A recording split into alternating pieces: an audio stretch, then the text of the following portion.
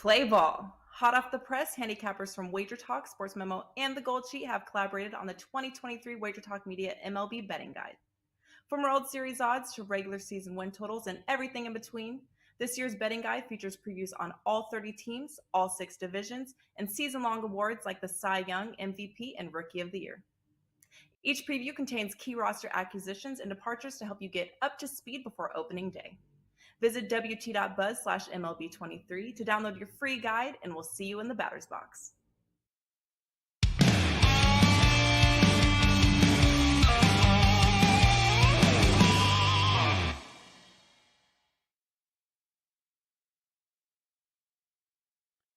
It's Tuesday, March 14th, 2023.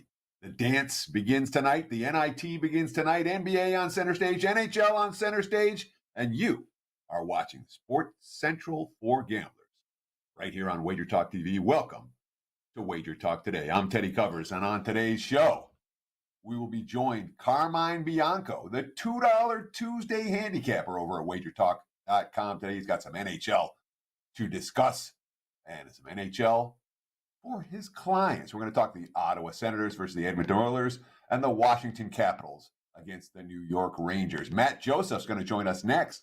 Matt is one of 3 handicappers. You can get plays 3 for $5 over at sportsmemo.com. So you can get Carmine's $2 Tuesday play over at WagerTalk. You get Matt Josephs' top selection, as well as mine. I'm one of the 3 for $5 handicappers over at Sports Memo today. Matt Josephs on the show is going to talk a little NIT for tonight, Hofstra and Rutgers. He's going to talk some big dance as well, Asheville and UCLA. My big game breakdown, we're going to talk a little NIT for tonight, Bradley and Wisconsin. And we'll have Dave Sharapan give us a look from the other side of the counter, what the odds maker's perspective is to close out the show. So let's get right into it. Carm, welcome to Wager Talk Today. As well, thanks for having me on. Looking forward to it. Big slate of NHL tonight. Yeah, of course, you are the $2 Tuesday handicapper over at WagerTalk.com, which means 2 things. 1, it means you're hot right now. Your NHL is rolling, and I'm confident of that. Certainly, Carmine Bianco is a known profit producer in the NHL. And obviously, the second thing that is apparent when you're the $2 Tuesday handicapper is that people can get your plays real cheap. Talk about what you have going tonight over at WagerTalk.com as the $2 Tuesday handicapper. Yeah, it's a busy slate overall. A couple games in Champions League soccer that go this afternoon at 4 p.m. And then, of course, NHL. One play, it's a 5% play up in the NHL tonight, 8-3. Thus far with 5% plays in 2023, and it's been after a somewhat slow start in October. It's been a profitable NHL season. While I am high volume, I also am very juice tolerant, so I don't play a lot of big plays.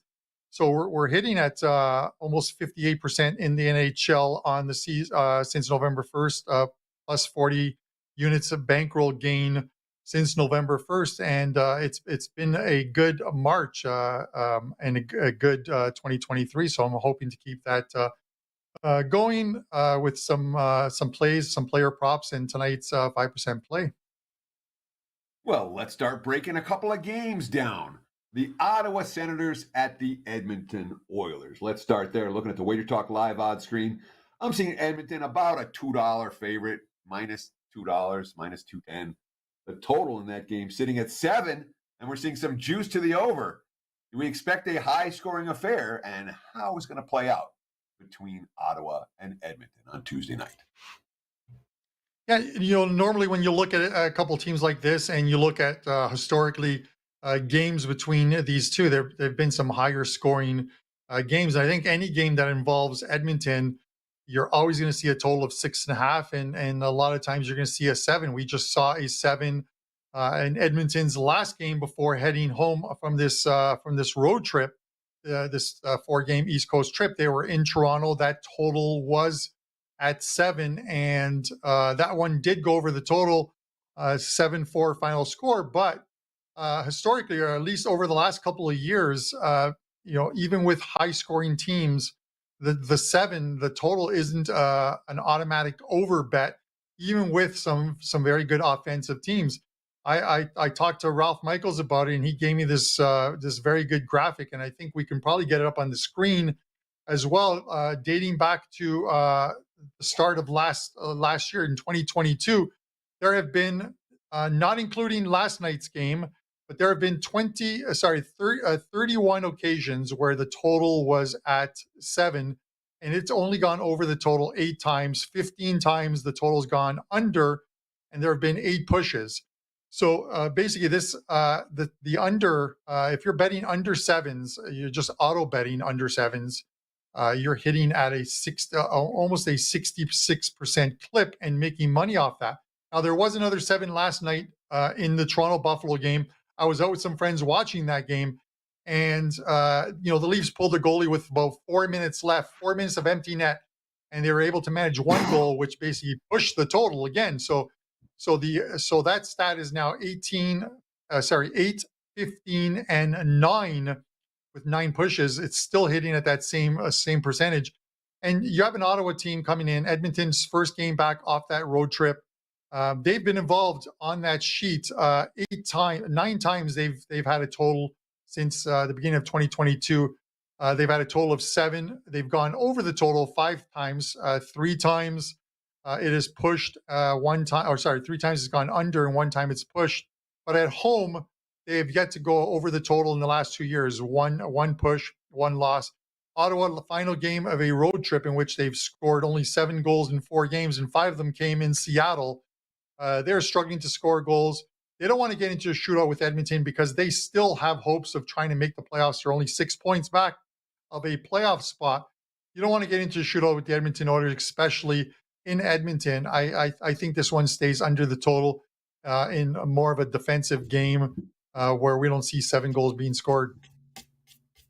It's Carmine Bianco. Carmine, I'm here. Couldn't get my primary camera to work, so we went with the secondary camera. As you can see, I'm a little hazy, but good to be here, guys. Sorry for the delay, and I can only talk so much hockey, so I figured I'd come in a little bit late. But Carm, let's look at one more game while we have you here. What else you want to talk about tonight in NHL?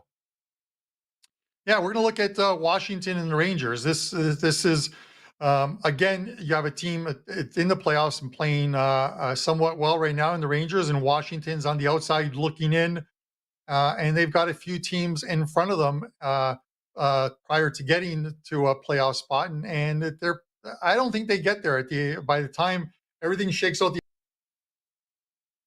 Tonight against the Rangers, they play an important game tomorrow against the Buffalo Sabres back in Washington. Now, they've beaten the Rangers twice this year, once at home 6-3, once in New York 4-0. But the Rangers are getting better as far as playing well at home. This has always been a team over the past few seasons that's played extremely well at home, and especially last year. They had a very rough start to their home schedule this year, and were one of the lower ranked teams as far as in the Eastern Conference at home. A lot of that had to do with the fact that it wasn't the best start of the season for Igor Shesterkin, the Vezina Trophy winner from last season. But as he's gotten better, so has this team at home, and they should really be a play-on team moving forward at home. They're 10-5 their last 15 games at home. He's a big part of that. He'll be in goal tonight. He's already confirmed as a starter. We don't know who the starter is for Washington because they've got to figure out what the better move is as far as tonight and tomorrow as far as their starting goalies. I think the Rangers are the play here now. They are minus 170 at home. I think the better play is I think they get it done in 60 minutes. I'm going to take the Rangers in the regulation line of minus 110 to get the win within 60 minutes. Rangers to win in regulation from Carmine Bianco. Carm, you know it's March Madness right now. There's NIT, there's NCAA tournament starts tonight. But that doesn't mean that the other sports aren't going. And when the NCAA tournament sucks all the oxygen out of the room because everyone's paying attention to it, I know, there's money to be made betting other stuff right now. Give us one more bit of promo before we let you go as the $2 Tuesday. Yeah, and I get it. And I'm going to take a back seat to you guys once March Madness starts and follow you along, Teddy, because you are awesome. in that as well too. But there is money to be made. Again, $2 Tuesday. There's some great promos in it as well too. As well with soccer, last 30 days in soccer, number one at WagerTalk, almost 47 units gained, hitting 60%. So take advantage of that promo. And of course, the NHL, the $2 Tuesday. Let's see if we can get a win tonight and make it 9-3 with 5% plays in 2023. Thanks for having me on, guys. Carmine Bianco, always great to see Carm. And once again, not just hockey, but soccer. Last 30 days along, up almost 47% bankroll gain. Number one at wagertalk.com. So soccer and hockey takes a back seat in the national media, but it's just as green, Teddy, as you know, when it cashes. And Teddy, something else that's just as green that maybe takes a back seat as well is the NIT. You know, we talk a lot about the NCAA tournament, but the NIT is in full-fledged swing tonight on Tuesday and also Wednesday. Different type of handicap, though, but there is money to be made with the NIT. What are your thoughts on that? Sure. We spend a ton of time talking about the big dance. Let's talk about the little dance with what bettors learned. All right, North Carolina didn't want to be there. Dayton didn't want to be there. The 32 teams that accepted bids do want to be there. And it's worth noting, we talk about the NIT. It's a completely different handicap. Game one versus the rest of the tournament. Game one, the first game, which we see tonight and tomorrow night. The question is, who gives a hoot? True. And maybe the better question is, who's not crushed from their conference tournament loss? That might be the better answer, because each and every one of these teams lost their last game. I'm looking for players' quotes more than coaches' quotes, if you're looking. There are plenty of coaches tell me their team's interested in the players, not so much. So we're always looking for this first game. Who gives a hoot and who's crushed? The other thing we look for, who plays defense as part of their DNA and who doesn't? NIT games are notorious for flying over the total. Everyone relaxes. We don't have to play defense now. And you see some wild, high-scoring games. You generally see market pressure on NIT games, especially the openers, pushed to the over. When you find teams that have defense as part of their DNA, especially when they're facing a team that doesn't, those tend to be bet on teams in game one of the NIT. Now, after the teams play tonight and tomorrow, we're already in the Sweet 16 of the NIT. It's Sweet 16 and beyond. The one thing I want to caution people, be aware of travel issues. All right. Sometimes you have some very weird and negative travel spots in the NIT. A team will play at home and then they'll play, 2,000 miles away in an early start game a couple of days later. So be aware of that. But it's a much cleaner handicap, Sweet 16 and beyond. Anyone who wins the opening game, they want to get to Madison Square Garden. Now there's momentum. There's something pointing in the right direction. How does Team A from Conference A match up with Team B from Conference B? A much cleaner handicap once you get following the first NIT games that we'll see over the next 2 days. But the next 2 days, motivation is key. The betting markets pay attention to it, and certainly it'll determine more than one outcome in NIT action over the next 24 to 48 hours. So a little NIT thoughts and what bettors learned. Steve, back to you. Yeah, the NIT is a really fascinating tournament because back before you and I were even born, Teddy, late 60s, early 70s, it was actually more prestigious at one point than the NCAA tournament. Back in the day, 50 years ago, it was a one bid for every conference, when UCLA was dominating. So you could literally have like the third best team in the country not get in if the second best team won the conference. And one of my favorite trivia questions of all time, as a William & Mary grad, there's only 4 or 5 teams from the initial 1940s that have still never made the tournament. Unfortunately, the Tribe is one of them. Northwestern finally made it a couple years ago, made it again this year, of course. But Army is still one of them. But Army actually made the tournament under Bobby Knight and turned down the bid to go to the NIT in the late 60s, early 70s. So they would have made the tournament otherwise. So it's a real technicality that I've always found very interesting. One other thing I'll point out, Teddy, as well, the CBI is the other. We don't have the CIT anymore. I don't think we have the Basketball Classic this year. We had that last year. But the CBI is another postseason tournament, but that's pay to play. The NIT is an invite. The CBI teams actually make a bid. They actually lose money. So I guess it's an interesting aspect there as far as motivation. You would think those teams all want to be there. There'd be no reason for their schools to pay and to lose money. So the CBI is an interesting setup in that regard. Yeah, I mean, the NIT, it costs teams to play as well. whether it's the actual cost to join the tournament or the travel and whatever. But in general, NIT, there are definitely lesser schools that are concerned about how they're going to pay for their NIT bid. Schools Right. that don't have a whole lot of money in their athletic budgets. And the other thing that's changed too a couple years ago is the regular season champs from these mid-major conferences. They automatically get a bid now to the NIT if they don't qualify for the NCAA, and it's changed a little bit with the home road dichotomy as well. So it's something to keep an eye on. Money to be made in the NIT, but as Teddy said, it's a different type of handicap compared to the big dance.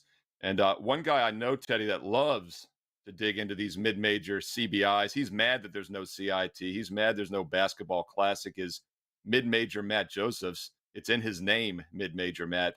And he's actually a $2 capper at sportsmemo.com. So, Matt, let me bring you on and get your thoughts as well on NIT, CBI. I know you love to dig into these, probably more than the big dance at times. Yeah, I think there's more value in the NIT because, as Teddy said, motivation's a huge factor. You also get the weird scheduling spots. Oklahoma State's building is not available. They're a 1 seed, but they're traveling to Youngstown State tomorrow. And then also you have to consider spring break. Without the students on campus, the atmospheres for some of these places are not going to be as strong. So there's actually a website that I found that lists, you type in the school, it tells you when the spring break is, so you can figure out when the kids are on campus and when they're not. That is fantastic. A spring break website for handicappers. I like it, though. And Matt, Oklahoma State's an interesting team. Joe Ranieri's Oklahoma State Cowboys, according at least, to the committee, were the first team out. So if there's ever a team that should be very disappointed, it'd be Oklahoma State. And they are playing, as you said, and they have some additional distractions. All right, Matt, while we've got you, let's look at the NIT here, and then we'll get to some big dance talk. Give us something in the NIT that you think has some value. So, quite often when you look at the teams that were the 1 seeds in their smaller conferences and they don't make the NCAA tournament, you're going to be disappointed. And there's certainly some situations of that. But when you get the opportunity to play on the road at a Power 5 school, especially close to you in your area, I think that's going to motivate you. And we've seen a lot of line movement with the game I'm going to talk about. I like Hofstra tonight. Hofstra, obviously in the CAA, losing in that conference tournament probably was very disappointing because they were dominant so far this season. They're a very good offensive team. They're a very good defensive team. And they've got some stars that are capable of taking over contests. And they're playing at Rutgers this evening. And unfortunately, Rutgers students will be on campus. It's not spring break for them is next week. But look, I think Hofstra is going to be highly motivated in this situation. We've seen the line go all over the place. I was lucky enough to get 7.5. There were 7.5s when I went to bed last night. Woke up to 6s and some 6.5s out there. Still like the number a little bit. Obviously not as much as when I got the 7.5, but motivation should be there for Hofstra to go and play a team that's close by. Rutgers, you got like the governor complaining they didn't make it in. You've got some hurt feelings on the Rutgers side. They haven't been the same team since Mawat Mag was out. So I like Hofstra on the road in this situation. Maybe sprinkle a little bit on the money line, but definitely take them on the spread. So a few minutes ago, Matt, I talked about in terms of like basic strategy for the NIT tournament, teams that I want to be on, teams that have defense in their DNA. And certainly Rutgers is that kind of a team where they're built to play defense. That's what they do. Scoring comes and goes for the Scarlet Knights. But defensively, the intensity's been there all year. Is that a concern for you in this matchup here? Because we know that Rutgers is an elite defensive school. Or can Hofstra match them in that regard? And or do we expect a defensive letdown from an elite defensive team because they're not particularly motivated? Well, it's funny because Rutgers is 18th in effective field goal percentage defense. Hofstra's 20th. And a lot of the categories that Rutgers is really high in, Hofstra is too. The thing is, Hofstra plays offense. And that's the thing I'm looking at here is, you can play defense and that's all well and good, but can you suddenly create offense against the team that's actually going to play defense against you? You mentioned it. Obviously defense is optional in a lot of these games, and you see the numbers go up on some of these totals. But Hofstra's going to get in your face, and they're going to play defense as well. And you look, they've played a lot of tough teams in their non-conference. They hung tough. They didn't get blown out by a lot of teams. They lost by a lot to St. Mary's on the road. That was a tough road trip 2 days after playing at San Jose State. So you kind of have to look at the situation. But I think Hofstra can match the defensive intensity for Rutgers. And Rutgers is not going to be able to match the offensive firepower that Hofstra can bring into this matchup. Matt Josephs, he's the $2 capper at sportsmemo.com. So be sure to check out sportsmemo.com along with wagertalk.com for the $2 best bets on $2 Tuesday. And Matt and I, of course, in Virginia, follow the CAA very closely. Hofstra beat Charleston on the road this year and ended up with the number 1 seed in the conference tournament, even though Charleston was favored to win that tournament. They did go on to win it. But yeah, Hofstra, a bad loss before getting there to the finals. So we'll see if they rebound. By the way, Joe Lenardi, 10 minutes before the brackets were released on Sunday, not only had Rutgers as first 4 in, but he had them as the top first 4 in. He had 3 more teams behind him. So he had Oklahoma State as the first out. That's what it turned out. So there's a team that might be extra disappointed. It's Rutgers, because they were looking at Joe Lenardi's bracket 10 minutes before the selection. They were 4 deep into the tournament, almost not even in the first 4 rounds. So, yeah, I think there could be some letdown there. Be interesting to see how that turns out tonight on Tuesday. All right, Matt, let's look at an NCAA tournament game while we got you. Another team in our neck of the woods, UNC Asheville. A lot of talk about them, but they're taking on a tough opponent, UCLA, who might be extra motivated after a narrow loss against Arizona, but then against a big spread, Matt. I don't know if you necessarily think there's upset potential here, but do you think Asheville can hang within the number? Some of the things I like to look for in some of these double-digit seeds, you certainly want to find, a big guy and some decent players around him, some good shooters, a good system. And I think UNC Asheville fits a lot of that. As you said, I don't think Asheville is going to beat UCLA. I think I have actually UCLA in my Final Four, considering to make them my national champion. But I think they could start slow a little bit here. You look at UNC Asheville and you start out with Drew Pember, Power 5 pedigree coming from Tennessee. I watched him up close in person when they played at Longwood. I was at that game. He can shoot the 3. He can be big inside. And look, Adem Bona, it looks like, is going to play in this game, but is he on a minutes restriction? Is he a little bit rusty? Can some of the other guys, Kenneth Newbois or Mac Etienne, match up with Drew Pember? You also have a couple of good guards on this team. Tywan Jones. He's really good. They also have a really good shooter on their team, and they also, A, rebound pretty well, and B, get to the free throw line, which if there's a fair officiating crew, that's a big-time thing. If you can go and draw fouls and get to the free throw line and score points without the clock moving, that's going to be a big help, and I think that's going to help Asheville. Huge number here. We always talk about what's the motivation to beat this team by 20 or 30. Mick Cronin is not one of those guys like Bill Self or some of these other schools where they run it up on their opponents. I think Asheville can keep this thing interesting at least through the second half, and with their good free throw shooting, make this thing interesting in the end.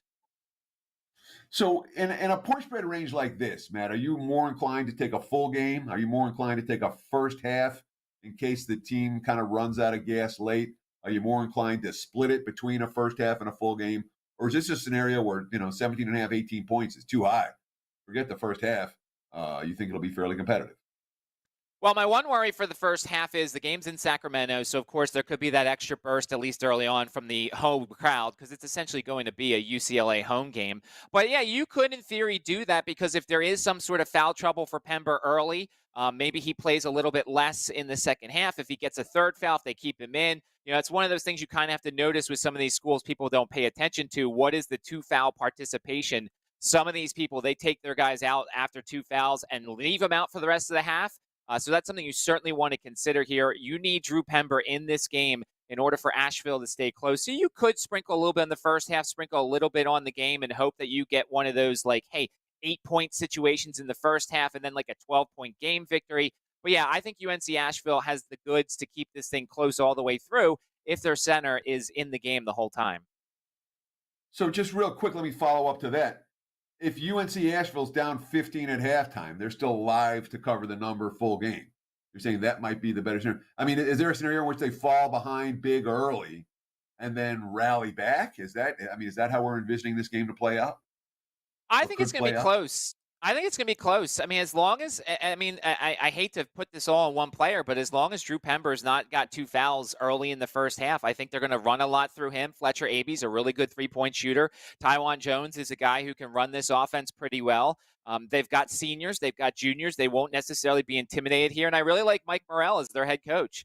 I think they have the pieces to stay in this thing. And look, UCLA, if they've got bigger fish to fry in future rounds, you might see Tiger Campbell play a little bit less. You might see Jaime Jaquez play a little bit less. And that's how you get some backdoor action here is if UNC Asheville can kind of maybe trim a lead down a little bit late when some of those guys are out for UCLA. That's Matt Josephs, and we talk a lot about WagerTalk.com, but don't forget about SportsMemo.com. And not only can you get Matt's best bet for $2 and NCAA best bet for $2, but Teddy has one up there. So does Jesse Schultz. So you can actually get all 3 for just $5. That works out to $1.67 Tuesday. Teddy, Matt, and Jesse at sportsmemo.com. Mid-major Matt Josephs, tell us what else you got going on Sports Memo this week. Yeah, plenty of NCAA tournament plays. Some baseball futures are coming up soon as well. Looking forward to those K-props in first 5 innings. Looking forward to baseball coming, but not before March Madness.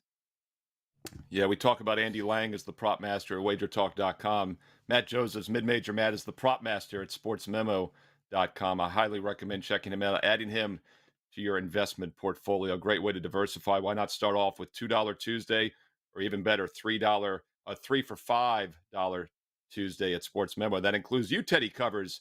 You've got a huge NBA best bet tonight. We haven't talked much NBA, so want to get an NBA best bet, check out sportsmemo.com. Teddy Covers and Matt Josephs along with Jesse Shule. All right, Teddy, we'll keep it rolling. Give us 30 seconds, commercial break, and we'll be right back with a big game breakdown.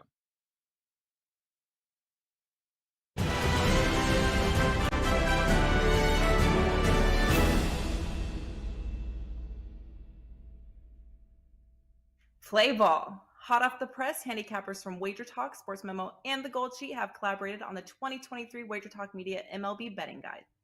From World Series odds to regular season win totals and everything in between, this year's betting guide features previews on all 30 teams, all 6 divisions, and season-long awards like the Cy Young, MVP, and Rookie of the Year.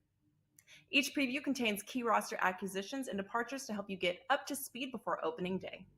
Visit wt.buzz/MLB23 to download your free guide, and we'll see you in the batter's box.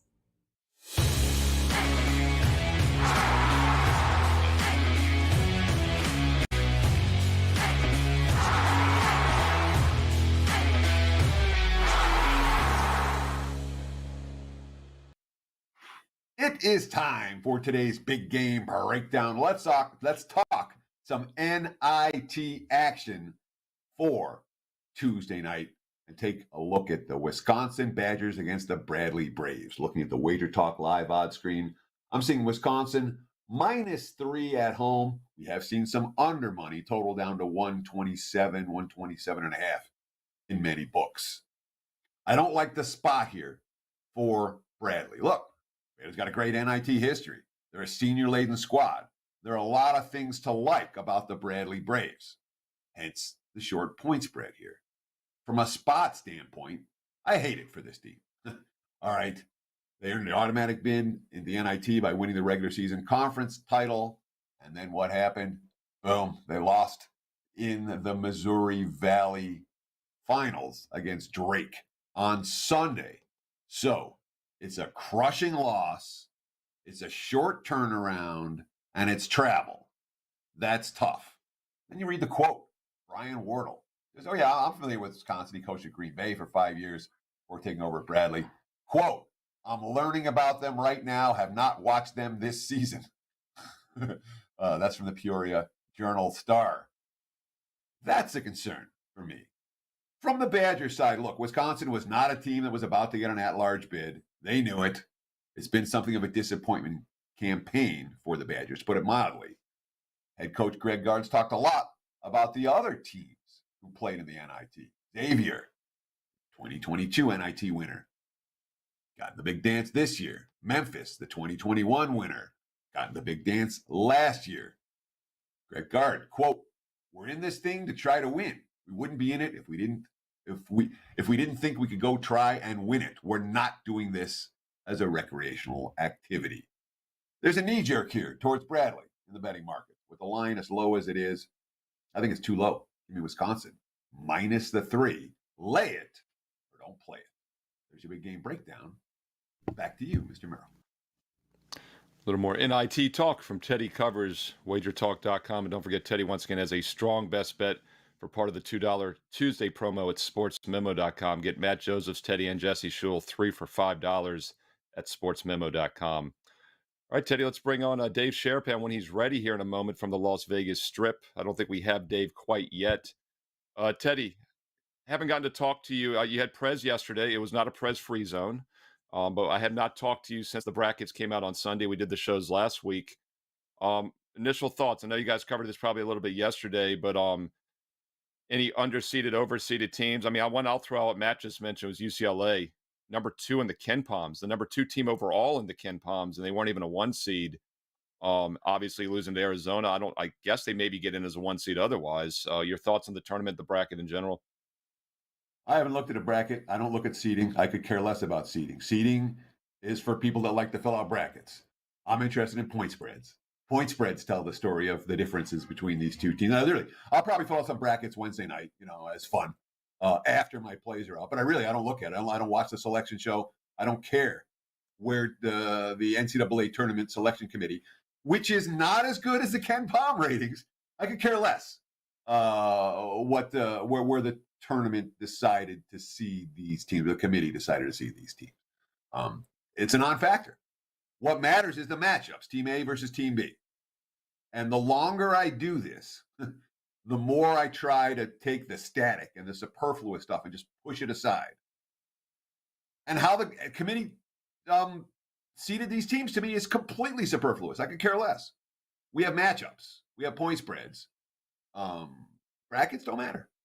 Your thoughts? Well, one thing I thought was, first of all, I agree with what you're saying. I fill out a bracket just because the clients want it. It's something I've done for many years. And by the way, I don't have it up yet. It is ready. Right after this show, I'm loading it at WagerTalk.com. I had a lot of people tweeting me and emailing me, well, it would be ready. It actually is ready.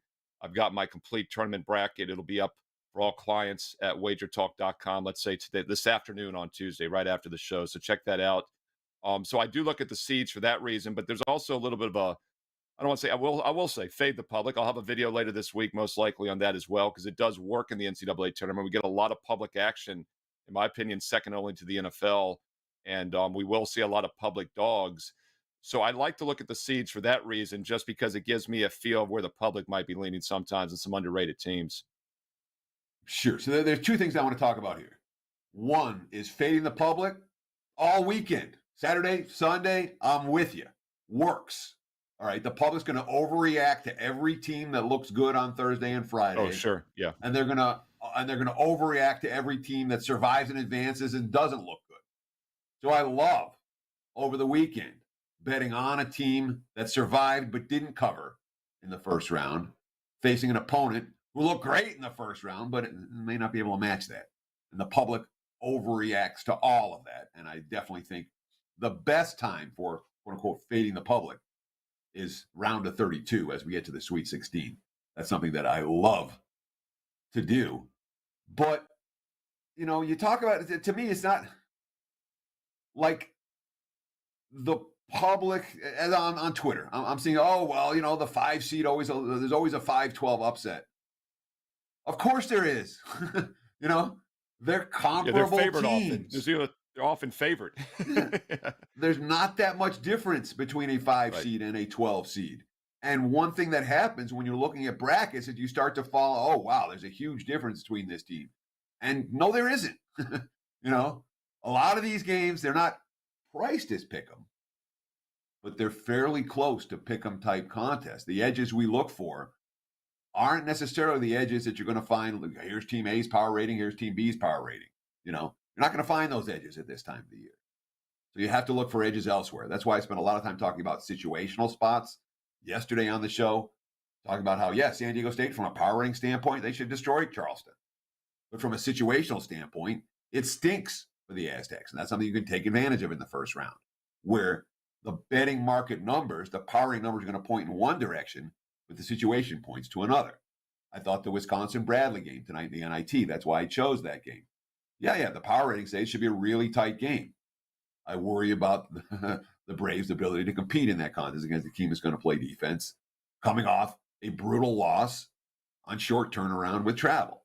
So you try to look for the situations that step up and stand out as much as any other handicapping factor, at least early on in the tournament.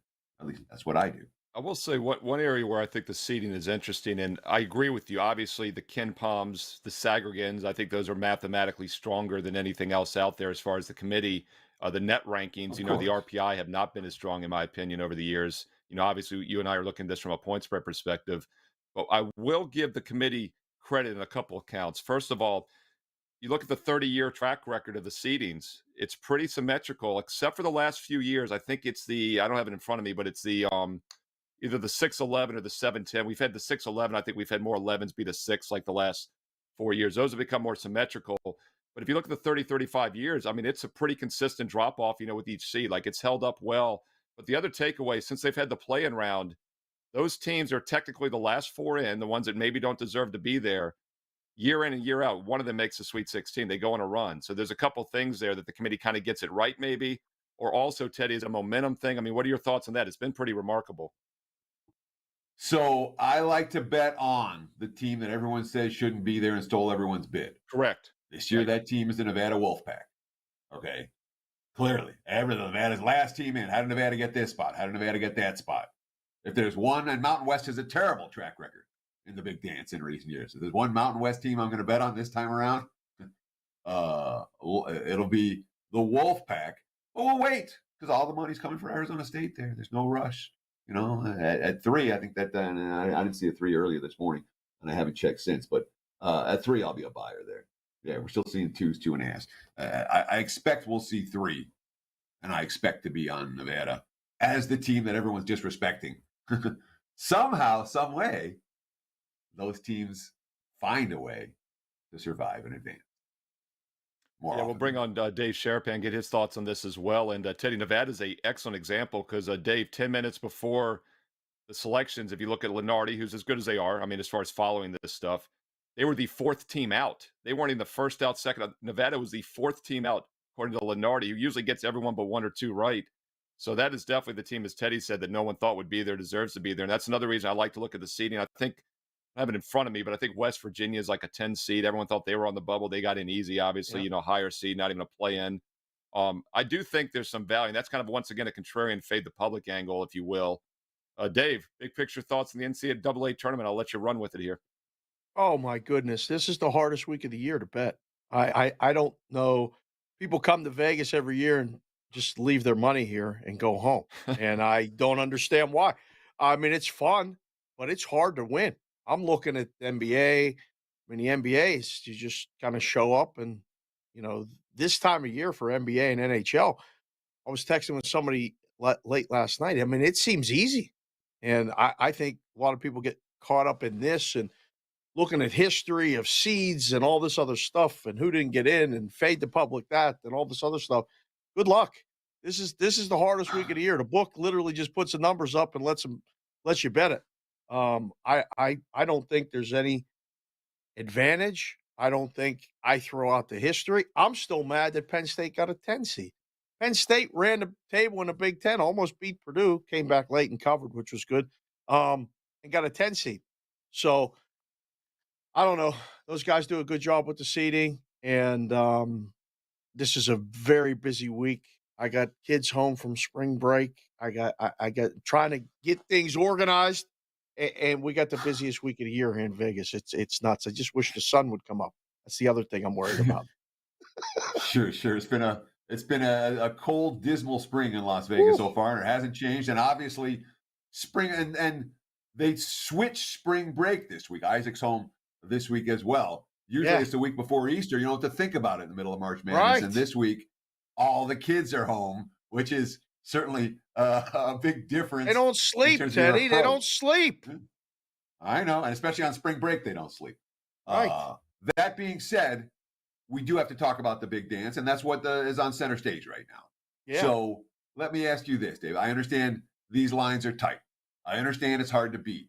But the wise guys are betting something. Where's this sharp money showing so far in this tournament? What have you seen in terms of wise guy bets as opposed to public? Well, today it's probably on what is it called? The NIT? Is it the NIT games? Yeah. They're on dogs today. Bradley against Wisconsin. Seton Hall against Colorado, which I don't know if I agree with that one. Toledo against your Michigan Wolverines. Who in the hell on Michigan wants to be playing basketball right now in the NIT? That's a tough spot for them. Toledo might have some disappointment too. But those are the games today. I think it's a much tougher spot for Toledo than it is for Michigan. The knee-jerk assumption is Michigan, tough spot. Michigan, tough spot. Toledo had a chance to win a tournament bid for the first time in 40-something years, and they choked it away. Now you got to travel in 2 days. 2 days later and the Michigan students are not on spring break. So Yeah, but for you've all done the the Toledo. you You've got to done the bet against Toledo to Michigan. Why do they Michigan want to be trip, there? right? That's not that's a short trip. That's not long. Toledo to Michigan. Yes. Yeah, No, it's a that's bus a little ride. day trip. They're going right. They're going down there to salvage the season that was. Michigan's trying and get the break. That's I don't know. I could see both sides of that, but they're Well, playing that stuff. You know that they're playing the NIT, the CBI, all that stuff. That is a optional's dream. What he's looking at, and nobody's betting it. They can make the numbers whatever they want them to be. So that's where they're betting. As far as this other stuff, I haven't even heard anything. I haven't heard much. I understand. A lot of people really just like Alabama to get to the Final Four. It's the number one team. Yes, this is a chalky thing. So guys are telling me that Bama's getting to the Final Four. Everybody's just trying to get that parlay, right? Get that value, get that number. So Bama's the team there. The West is the hardest. Um, the other stuff, man, I haven't even. It's Tuesday, and I still haven't looked at a bracket. I have, yeah, we just talked. but this is a common thing in the book. We didn't look at seeds and we didn't look at brackets. We were just looking at numbers. I can tell you a lot of the spreads, but I honestly cannot tell you the path without. I used to keep brackets on my desk or at the book to hand out because we never looked at them. Yeah, Dave, we were talking about that, and Teddy said the same thing. He doesn't even look at the seeds of the brackets. I was saying the only reason I really do is because I'm releasing right after this show. I'm releasing my bracket to my clients because it's something that they've gotten Oh, accustomed to. So I do it each year.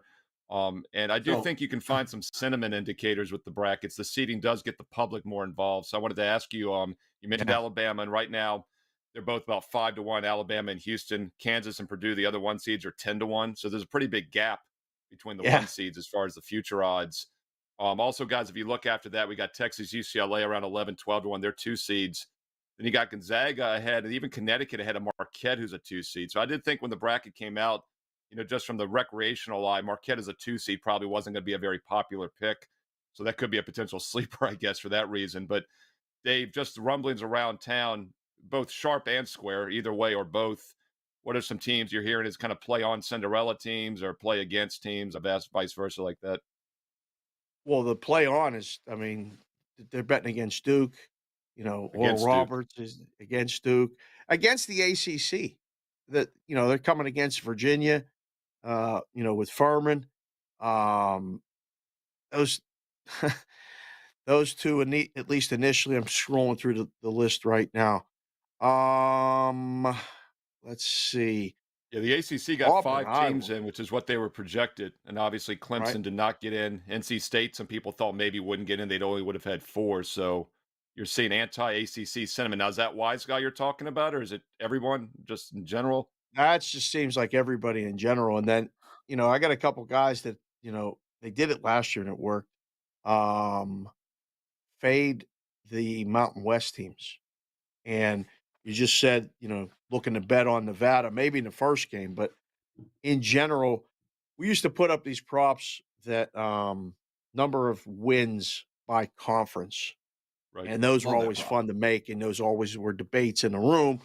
Like, Mountain West, 1.5 wins or 2 wins in the NCAA tournament, not including the playing game. I'd bet under that. That would be one that, base it on the body of work, and then you look at the matchups and you go, how many games are they going to win?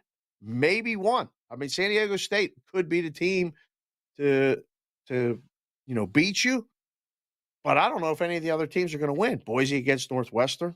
Mm-mm. The other one, Utah I State. don't know. Who? Yeah, they got 4 teams in, Utah Teddy. State. I mean, they got one less than the ACC got in the Mountain West, which is pretty Right. incredible. That Right. that is Utah something, Dave, State, that yeah. jumped out to me when they showed the conference breakdown. To see 4 Mountain West was pretty interesting, I thought. Yeah. Yeah. And so a lot of guys like to just it's more of a bet against thing than a bet on thing. I think for a lot of the guys that are making plays, like serious plays on this limit plays, they're looking to play against the team. Providence, Kentucky. What do you pick in that one? That's one that I think a lot of people have been against Providence for a long time, and they kind of give them the layup at Kentucky. Kentucky's been terrible. I mean, bad at times, really bad. That'll probably be one of those what are we calling those? Sharp square games, public versus pros games or whatever, right? They'll be on. The pros will probably hold their nose and try to take Providence. The books will need Providence huge, and everybody will be on Kentucky. Look for Providence to be a pros versus Joes type of matchup against Maybe Kentucky. that might be completely wrong. That might be a world against. That might be a book's biggest need game. Interesting. And I would anticipate you'd want to be on the book side if it's the book's biggest need game. Thursday and Friday, though, Teddy, you remember we told the story last week when you were a book yourself. Thursday and Friday go to the people. The people. Right. It's you got to find those winners on Saturday and Sunday to go home with money after the first week of March Madness in Vegas. Dave Sharapan at Sports BK Consig, the Sportsbook Consigliere on Twitter. Dave, you have so much going on all the time. Tell folks out there where they can find you and what you have going on. We got Bostonian versus the book coming up. It's around 10:15-ish Pacific every day, Monday through Friday. Me and Peralt are doing a whole bunch of stuff. We did a show live from the Virgin Hotel on Saturday, speaking to people about some things and some on-location shows. There, also Monday through Friday, Sports Grid and Sirius XM 159 on 4 o'clock Pacific, 7 o'clock Eastern every night for 3 hours live. And then working on some cash considerations. And oh, yeah, baseball. I don't know if you paid attention to what happened to Canada last night. They got run-ruled by the United States. There's no Prez here, no drama, not starting any stuff. Just wanted to mention the baseball season's coming. We'll be doing some stuff for MLB Network coming up very shortly. That's it. Read my mind, Thanks, Dave. I was just going to say, baseball's around the corner. I didn't think you were going to get that in. I was going to say, check him out on MLB Network, which I love to see you on MLB Network. And a little softball talk as well, maybe on some Sports Grid as well. So channel 159. We're sneaking around Sirius getting XM. futures on that. We're sneaking around getting futures on that, Merrill. A couple teams we got to get. Yeah. We cover every sport. James Young covers women's basketball with me when we're on Fridays. So we've covered it all. Dave Sharapan, Sports BK Consig on Twitter. And Teddy, you and Prez will be back tomorrow on Wednesday to do it again. And once again, I will have my bracket out here after the show. Don't forget, Teddy covers Matt Josephs, 3 for $5 best bets at Sports Memo. Carmine Bianco, $2 capper with the NHL best bet. College hoops at 2 Eastern. NBA tip-off 4:15 Eastern here on the network. Teddy, take us home. And you can check me out on NBA Talk with Jay Money at the top of the hour, about 11 minutes from now. Of course, we'll be back here on WagerTalk Today tomorrow. Same time, same channel, 9 a.m. here on the left coast, noon for you back east. Between now and then, you guys know what to do. Enjoy the games, and best of luck with all your wagers.